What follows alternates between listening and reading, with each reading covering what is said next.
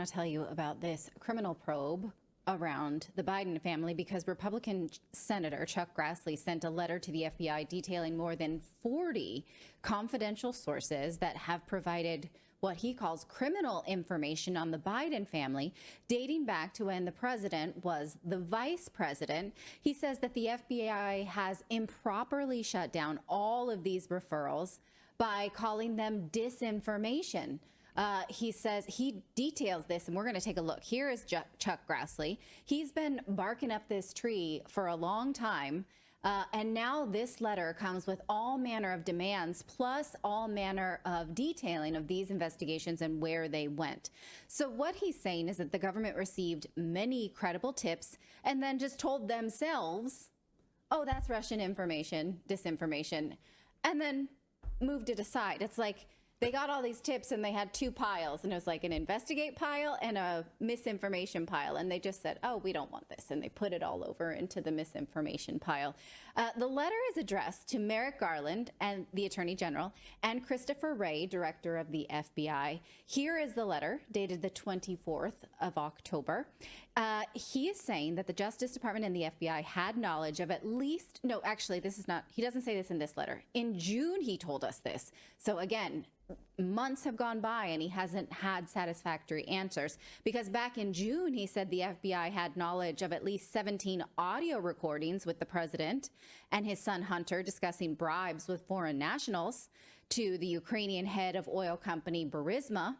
This came from the 2023 or the 1023 document that the Senate subpoenaed from the Justice Department. Now, interestingly, he says that on the same day that the Justice Department became aware of these audio recordings between Hunter and Joe, or sort of involving Hunter and Joe and Burisma, they indicted President Trump, former President Trump. So they're obviously, you know, chasing a bone on one end and just dropping the bone on the other. Now, the Justice Department has had this information for years, though, and Chuck Grassley has proof of that.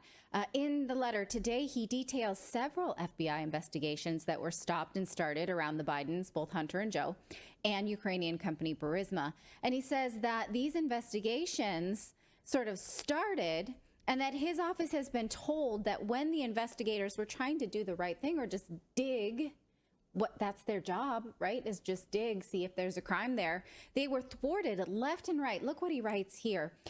In addition, my office has been informed that the FBI agents and DOJ officials working the Pittsburgh assessment had to pause their work for weeks at a time because the assessment had to be reapproved every 30 days by multiple DOJ and FBI officials. Can you imagine? Is that normal? That's not how an investigation works. Like, if you read any, like, for instance, the Trump investigator, Andrew Weissman, or if you read any book by like Preet Bharara's book. Yeah, they talk about how your case weakens with the passing of time. With every passing day, your case weakens, right? And so why would it be protocol to continue to get permission to investigate a case? Why would you put a case in sort of this limbo in this way? That should not be standard protocol. Or you have to keep the bureaucracy. We know there's bureaucracy and red tape, but if there's an investigation, why... to keep calling up every month and like getting a new, re-upping of it. It's like renewing your driver's license every month. Like, that's an inefficiency. Why does that need to be done? Because of it. And so we should get to know, does that happen in Trump investigations? Do they have to get permission every 30 days to see if it fits the political climate? I'm curious, right? Okay, if that's standard protocol, does it happen to the other side? About disinformation, it says when agents again want to dig, there is this foreign influence task force that kind of poisoned the well by calling these things foreign investigations. Look, according to information provided to my office, the foreign influence task force attempted to shut down that report by falsely saying it was subject to foreign disinformation. Should be emphasized that the basis for trying to shut down the Biden family 1023 has been described to my office as highly suspect and is contradicted by other documents my office has been told exist within the Foreign Influence Task Force, FBI Seattle field office, Baltimore field office, and HQ. So they knew What it looks like here is that several offices knew that this was not foreign disinformation, but they allowed this centralized task force to sort of poison the well, even though they had other information. So, I mean, it does seem very much to me like the agents are trying to do the right thing here, trying to actually dig at their jobs, and they're just stopped and stopped and stopped because of the politics. Now, he concludes that this is a threat to our republic, and he requests 15 extensive categories of information, from field office records to case files to media interviews. He says, based on the information provided to my office over a period of years by multiple credible whistleblowers, probably these field investigators who are just trying to do their jobs and told when they find something to put it right back down on the shelf, don't touch that. There appears to be an effort within the Justice Department and FBI to shut down investigative activity related to the Biden family. Such decisions point to significant political bias, to put it lightly, infecting the decision-making of not only the Attorney General and the FBI Director, but also line agents and prosecutors. Our republic cannot survive such a political infection, and you have an obligation to this country to clear the air. So this is not a subpoena. It definitely could turn into a subpoena, but the problem is, who enforces it when someone does not comply with the subpoena?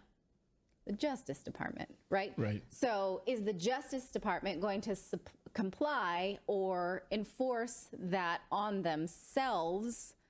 I don't know. You know, a lot of this is just screamed down a tunnel. Like, no one seems to care all that much, despite all of the audio recordings, the bank records, you know, the WhatsApp messages. It just seems like the media and, you know, people at the highest level don't care that much. So, you know, the next powerful person can come along and sell us all down the river, right, for their own personal gain. I guess those are our national values. Let us know what you think about this. I wonder if they'd hold the same standard for Trump in this situation. Well, right. I mean, this is an easy one, right? Are there any investigations that had to be reapproved every 30 days? Why did that happen for the Bidens? That's one. Right. Yeah, did that happen to Trump? I'm curious. They've got a sunset provision built into them. Like, we're starting it, and after 30 days, we let it go, and then we have to re-up it. We have to keep re-upping it. With Trump, they're like in perpetuity. Yeah. Right? It just doesn't make any sense to me. I would love to know. Very curious. Yeah, I would love to know from. We hope maybe we get some answers from Congress with Merrick Garland if this information if he gets grilled in front of Congress. They love to grill him. Right, but to what end? I mean, get really any answers. Yeah, it's good for their political careers to put on their Instagram. Yeah. They can refer it to the Justice Department, but he is the Justice Department. So, you know, this is a case of you policing you. So it's really discouraging. Let us know if you see anything coming of this in your crystal ball, because I find it so frustrating.